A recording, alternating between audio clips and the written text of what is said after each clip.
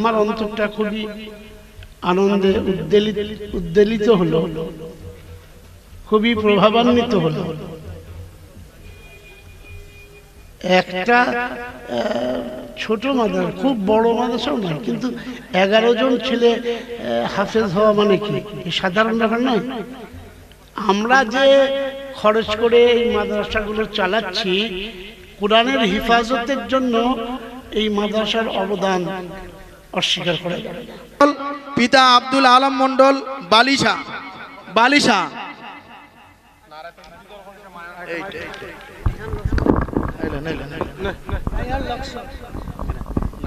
রায়হান লস্কর, পিতা নারায়ে তাকবীর। জামিয়া ইসলামিয়া তালিমউদ্দিন জিন্দাবাদ। নারায়ে তাকবীর। ছোটর নাম কি? রিহান রিহান মোল্লা, পিতার নাম বাবুর আলী মোল্লা, বাবুখোলা বাড়ি। রিহান মোল্লা, বাবুর আলী মোল্লা, বাবুখোলা বাড়ি। ওর পরে নারায়ে তাকবীর, নারায়ে তাকবীর, নারায়ে তাকবীর। জামিয়া ইসলামিয়া তালিমউদ্দিন এতিমখানা, জামিয়া ইসলামিয়া তালিমউদ্দিন এতিমখানা। নারায়ে তাকবীর। এরপরে যে ছেলেটির মাথায় এখনই পাগড়ি পরানো হচ্ছে, এর নাম হচ্ছে শাহাবুল মোল্লা, পিতা মনিরুল মোল্লা, রমামারি।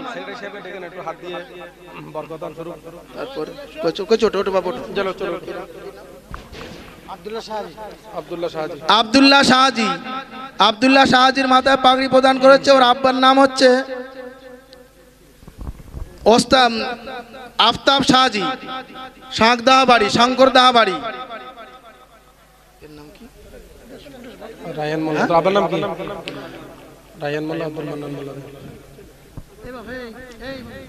রায়হান। নারায়ে তাকবীর, নারায়ে তাকবীর।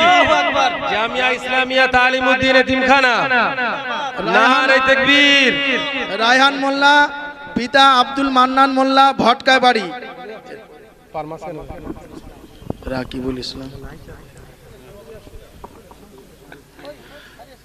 যে ছেলেটার মাথায় পাগড়ি দেওয়া হচ্ছে নাম হচ্ছে রাকিবুল ইসলাম, পিতার নাম রেজাউল মোল্লা, জয়গ্রাম বাড়ি, জয়গ্রাম।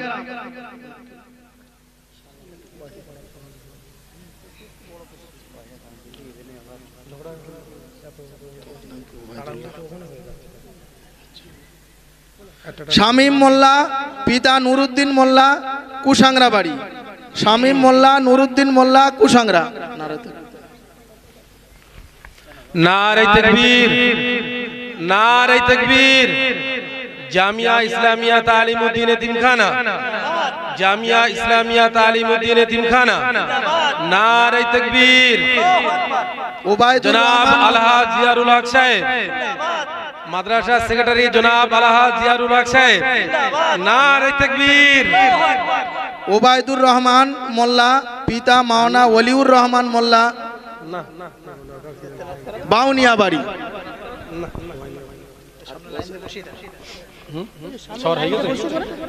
লাইন দিয়ে বসো।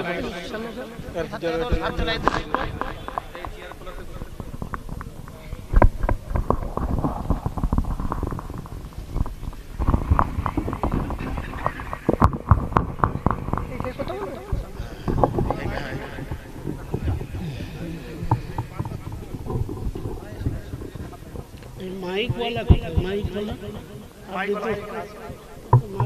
माइक वाला नहीं तो अरे আপনি তো মাইক वाला নন, আপনি কেন দিচ্ছেন মাইক? মাইক যিনি মাইকের মানে তিনি আসুন, তিনি ঠিক করে দেন, ও ঠিক করতে পারে।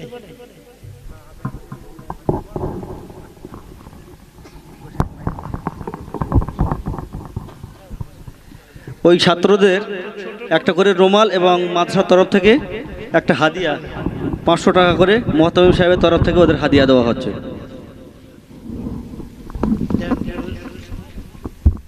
এইবার ঠিক আছে। আচ্ছা চেয়ার দেন, চেয়ারটা রাখি, ছোট ছোট চেয়ার দেন।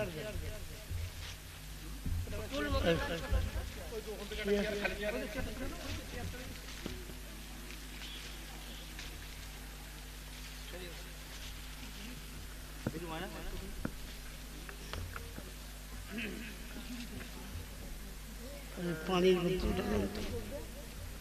এইখানে দেন পানির বোতল। এইখানে রাখেন।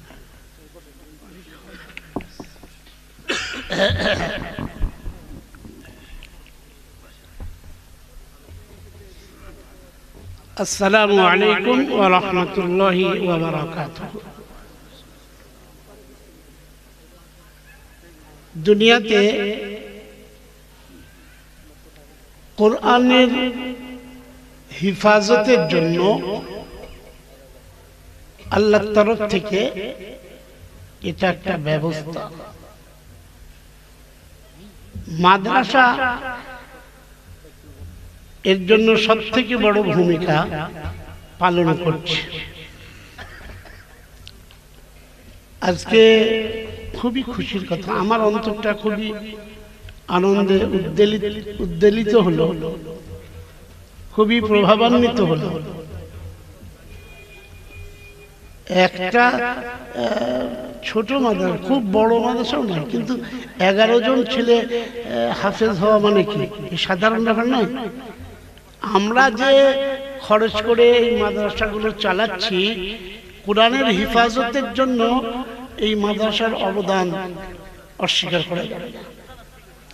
ধরুন, আমি যদি কোনো বুজুর্গের খানকাতে গিয়ে বছরের পর বছর অতিবাহিত করি, খুব জিকির করি, লা ইলাহা ইল্লাল্লাহ, লা ইলাহা ইল্লাল্লাহ, ইল্লাল্লাহ, ইল্লাল্লাহ, একেবারে রাত দিন জিকিরের মধ্যে, কোরআন তিলাওয়াতের মধ্যে, ইবাদতের মধ্যে অতিবাহিত করি, আমি কি হাফেজে কোরআন হয়ে যাব?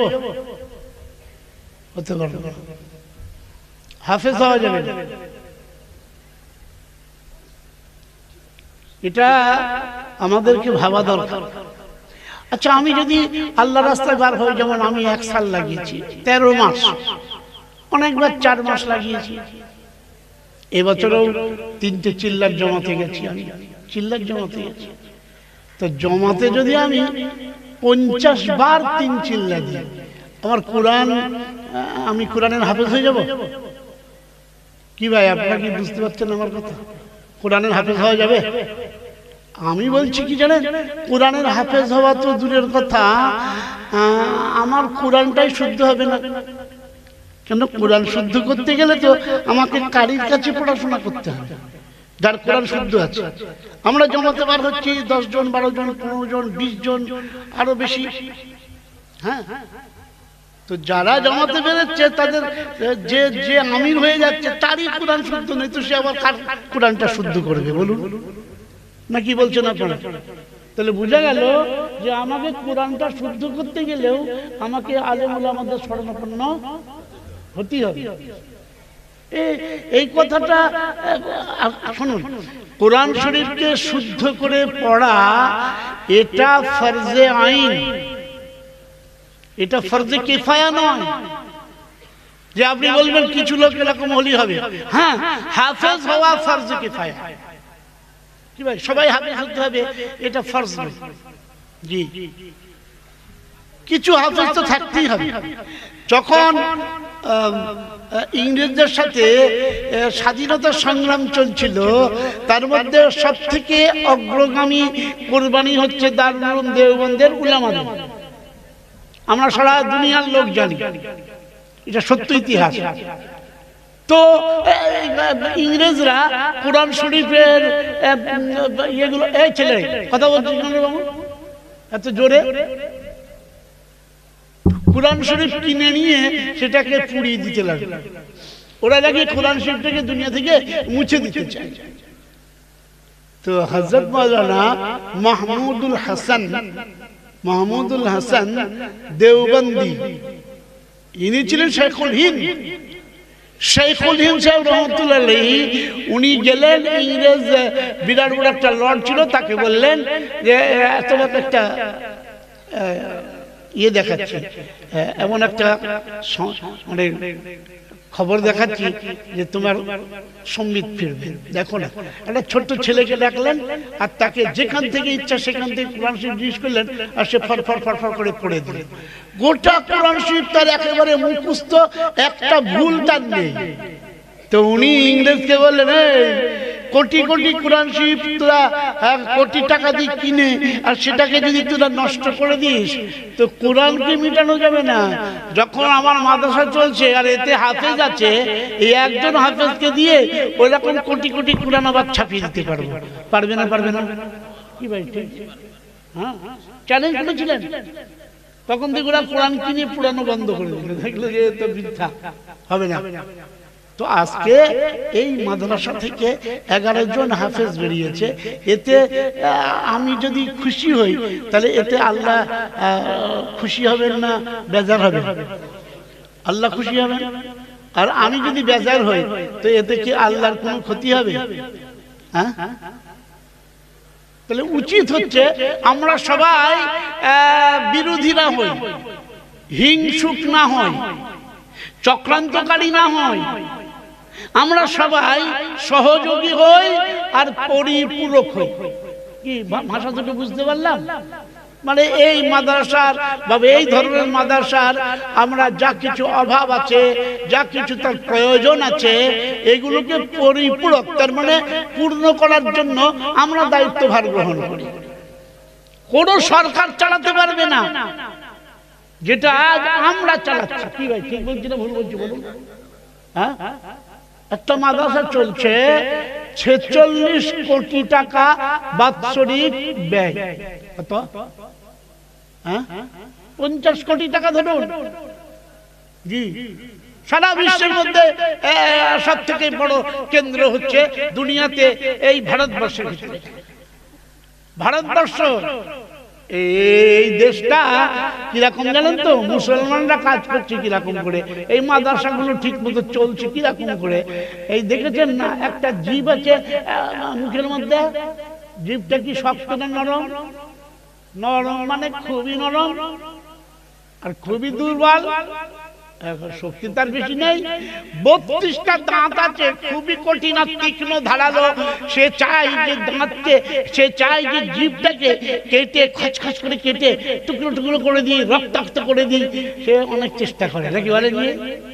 তো 32টা দাঁত, কত রকমের দল, কত রকমের মত, কত রকমের পথ, কত রকমের তরিকা, কত রকমের সিলসিলা, শুধু মারামারি করার ধান্দা, শুধু দিনকে ধ্বংস করার ধান্দা। কি ভাই শুনছেন আপনারা? হ্যাঁ, তো এত কিছু করার পরেও আল্লাহর রহমতে কোরআনের কিছুই কি ভাই, এই হেফাজতের দায়িত্ব আল্লাহ নিয়েছেন। এই জন্য আমি এই সামান্য মানে দুটো কথা আপনাদেরকে বলতে চাই যে আমার ভিতরে এই অনুভব, এই অনুভূতি আসা দরকার, এই বুঝ আসা দরকার। আমি হাফেজ হলাম না, আচ্ছা ঠিক আছে, আমার ছেলেদেরকে হাফেজ করাই। কি ভাই শুনছেন?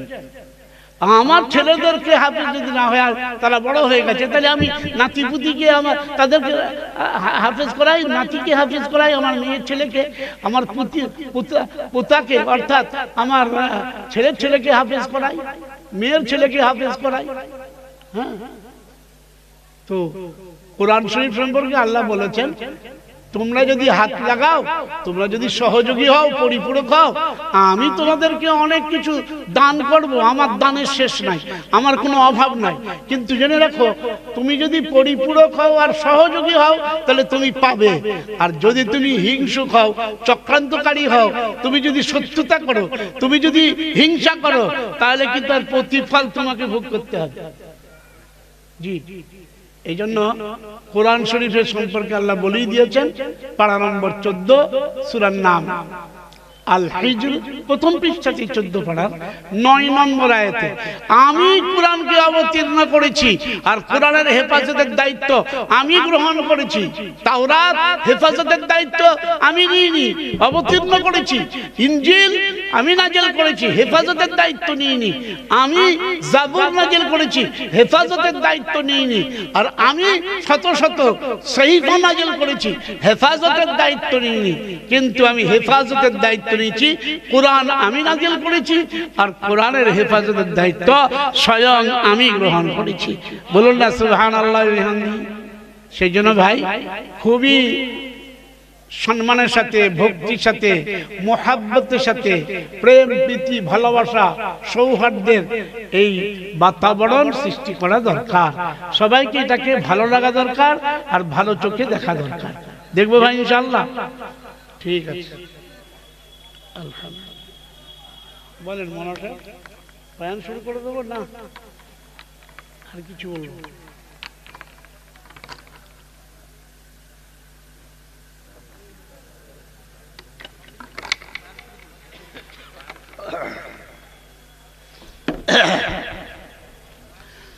আলহামদুলিল্লাহ আলহামদুলিল্লাহ নাহমাদুহু ওয়া নাস্তাঈনুহু ওয়া নাস্তাগফিরুহু ওয়া নু'মিনু বিহি ওয়া নাতাওয়াক্কালু আলাইহি ওয়া নাউযু বিল্লাহি মিন শুরুরি আনফুসিনা ওয়া মিন সাইয়্যাতি আমালিনা। من يهده الله فلا مضل له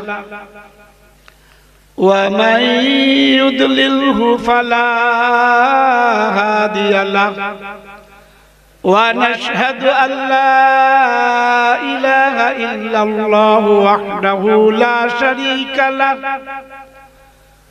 ونشهد أن سيدنا وحبيبنا وشفيعنا وسندنا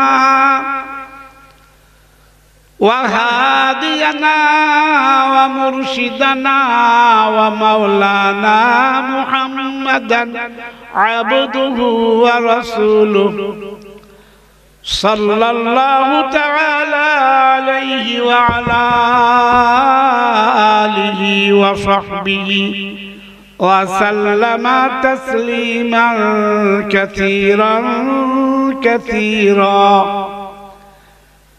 أما بعد فقد قال الله سبحانه وتعالى في كتابه العظيم: أعوذ بالله من الشيطان الرجيم. بسم الله الرحمن الرحيم.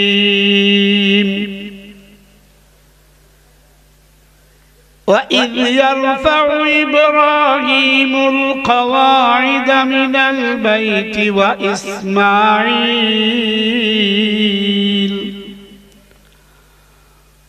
ربنا تقبل منا إنك أنت السميع العليم.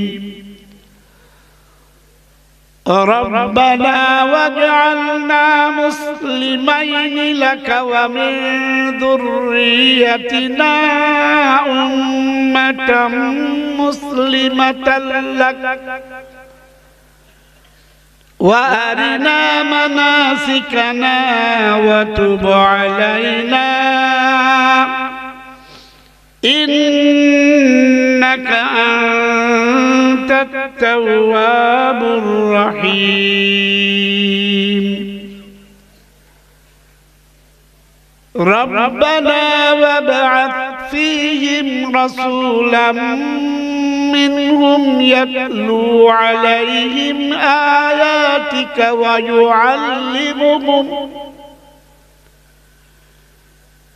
ويعلمهم الكتاب والحكمة ويزكيهم إنك أنت العزيز الحكيم. آمنت بالله صدق الله العظيم. وعن أبي هريرة رضي الله تعالى عنه قال: قال رسول الله صلى الله تعالى عليه وسلم: كل أمتي يدخلون الجنة إلا من أبى. قيل: ومن يابى يا رسول الله؟ قال من أطاعني دخل الجنة ومن عصاني فقد أبى وعن عبد الله بن عمرو رضي الله تعالى عنه قال قال رسول الله صلى الله تعالى عليه وسلم بلغوا عني ولو آية وحدثوا عن بني إسرائيل ولا حرج ومن كذب علي متعمدا فليتبوأ مقعده من النار رواه البخاري أو كما قال رسول الله صلى الله تعالى عليه وسلم সকলেই ভক্তির সাথে মুহাব্বতের সাথে দরবারে রিসালাতে দরুদ শরীফের নজরানা পেশ করি আল্লাহুম্মা সাল্লি আলা মুহাম্মাদিন ওয়া আলা আলি মুহাম্মাদ কামা সাল্লাইতা আলা ইব্রাহিম ওয়া আলা آل إبراهيم إنك حميد مجيد اللهم بارك على محمد وعلى آل محمد كما باركت على إبراهيم وعلى آل إبراهيم إنك حميد مجيد সম্মানিত সভাপতি সাহেব, মুআজ্জাজ মুকাররম উলামায়ে কেরাম, মুহতারাম দোস্ত আর বুজুর্গ, সম্মানিত ইমানদার ভাইরা, সম্মানিত ইমানদার বাবাজিরা, পর্দার অন্তরালে উপবেষ্টা আমার সম্মানিতা ইমানদার মা ও বোন, আল্লাহ তাআলা তিনি এই সমস্ত বিশ্বের সৃষ্টিকর্তা, তিনি একমাত্র পালনকর্তা, আর তিনি হলেন রুজিদাতা, তিনি হলেন বিশ্ব প্রভু, প্রতিপালক, আর সমস্ত নবীকুল শিরোমণি, সর্বশ্রেষ্ঠ নবী, মহানবী, মহাজ্ঞানী, বিশ্বজ্ঞানী, জগৎগুরু, বিশ্বগুরু, সৈয়দুল মুরসালিন, সৈয়দুল কাউনাইন, খাতামুন নবিয়্যিন, শফিউল মুজনিবিন, রাহমাতুল লিল আলামিন, ইমামুল আম্বিয়া, ইমামুল আতকিয়া, মাহবুবে কিবরিয়া, জনাবে মুহাম্মদুর রাসূলুল্লাহ। সবাই ভক্তির সাথে বলতে থাকি সাল্লাল্লাহু আলাইহি ওয়াসাল্লাম। তিনি হলেন জগৎগুরু, বিশ্বগুরু, আল্লাহ রব্বুল আলামিন, আর মুহাম্মদ সাল্লাল্লাহু আলাইহি সাল্লাম রাহমাতুল লিল আলামিন। এই দুটো বিষয় নিয়ে আল্লাহ তাআলা পুরো বিস্তারিত বর্ণনা দিয়েছেন। বয়ানের মূল উদ্দেশ্য আর মূল বিষয়বস্তু এই দুটো বিষয় নিয়ে, একজন বিশ্বপ্রভু আর একজন বিশ্ব গুরু সাল্লাল্লাহু আলাইহি ওয়াসাল্লাম। দেখুন সবাই দরুদ শরীফ পড়তে থাকি, এটা ভুল প্রথা। আমার হাবিব সাল্লাল্লাহু আলাইহি ওয়াসাল্লামের নাম নেব আর আমি দরুদ পড়বো না, বিনা দরুদের নাম নেওয়াটা কি ভালো? তাকে কৃপণ, মহাকৃপণ বলা হয়েছে যে রাসূলুল্লাহ সাল্লাল্লাহু আলাইহি ওয়াসাল্লামের নামের সাথে দরুদ পড়ে না। সে হলো হার কিপ্টে, সাধারণ কিপ্টে নয়, আল্লাহর অভিশাপ তার উপরে। আর যে দরুদ পড়বে সঙ্গে সঙ্গে 10টা রহমত নাজিল হবে, গুনাহগার উম্মতির 10টা গুনাহ মাফ, আর 10টা নেকি লেখা হবে, জান্নাতের 10টা দরজা বুলন্দ করা হবে। ওই লোকটা বড় হতভাগা যে রাসূলুল্লাহ সাল্লাল্লাহু আলাইহি ওয়াসাল্লামের নামে দরুদ শরীফ পড়ে না, বহু বক্তা পড়ে না, আর বহু জনগণ পড়ে না। পড়ালে পড়ে, এটা তো সমস্যা। আরে আমি নবীজি সাল্লাল্লাহু আলাইহি ওয়াসাল্লামের নাম নেব তবেই তো দরুদ পড়বো, এমনি দরুদ কি? দরুদ তো হুজুর সাল্লাল্লাহু আলাইহি ওয়াসাল্লামের নামের সাথে, এইটাই তো লেখা আছে হাদিসে। আর আমার যুক্তি তাই বলছে, আমি দরুদ শরীফ পড়তে থাকি, এটাই হলো আমার কাজ, সওয়াব পেতে থাকবো। তো দুটো জিনিস, রব্বুল আলামিন, রাহমাতুল লিল আলামিন সাল্লাল্লাহু আলাইহি ওয়াসাল্লাম। আল্লাহ শুরু করলেন, আমি জমিন আসমানকে সৃষ্টি করেছি, আমি একমাত্র সৃষ্টিকর্তা, এই পৃথিবীতে সৃষ্টিকর্তা কেহ নাই। জি, লা খালিকা ইল্লাল্লাহ, কোন খালিক নেই, কোন সৃষ্টিকর্তা নেই, শুধু আল্লাহ। পারা নম্বর 11, সূরার নাম ইউনূস, ইউনূস আলাইহিস সালামের নামের সূরা। এই সূরার 3 নম্বর আয়াত আল্লাহ তাআলা নিজেই বক্তব্য দিচ্ছেন।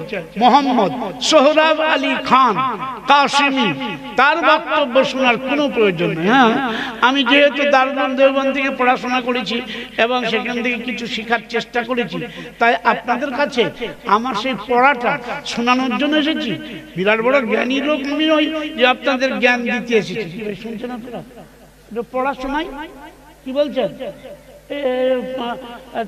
ছাত্ররা পড়া শোনাই না, কি বলছেন? আপনারা জ্ঞানী গুণী মানুষ, আপনারা সম্মানী ব্যক্তি, আপনারা অনেক কি বলবো শ্রদ্ধেয় ব্যক্তি, অতএব আপনাদেরকে আমি আমার পড়াটা শোনাই। কিন্তু বলছেন আল্লাহ, কি বলছেন? ইন্না রাব্বাকুমুল্লাহুল্লাযী খালাকাস সামাওয়াতি ওয়াল আরদা ফি সিত্তাতি আইয়াম, নিশ্চয় তোমাদের প্রভু আর তোমাদের রব তিনি জমিন আসমানকে 6 দিনে সৃষ্টি করেছেন। বলুন সুবহানাল্লাহি ওয়া বিহামদিহি। আরে এটা বলতে পারছেন না? সবাই বলুন জোরে, সুবহানাল্লাহি ওয়া বিহামদিহি। হ্যাঁ, এটাও যদি আমি না জানি, এটা আমার মূর্খতা, অজ্ঞতা, আমার এটা দোষ, এই ভুল।